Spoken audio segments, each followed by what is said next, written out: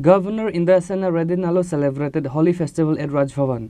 Many students, including students of various schools and organizations, offered color to the governor at Raj Bhaban and exchanged greetings with the governor and their colors.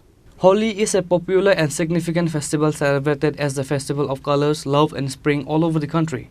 This day is celebrated on 25th March every year. The people of the state are celebrating the Holi festival with joy and happiness all over the state by exchanging colors. Likewise, Governor Indra Sena Reddy Nallu celebrated Holi festival at Raj Bhaban. Many students, including students of various schools and organizations, offered color to the governor at Raj Bhaban and exchanged greetings with the governor and their colors.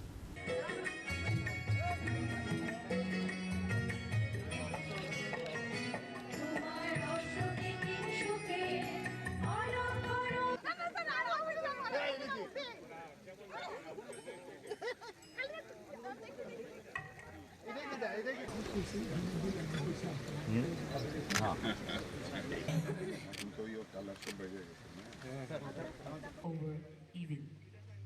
The arrival of spring and fostering of On this day in the program, various singing and dancing programs were held.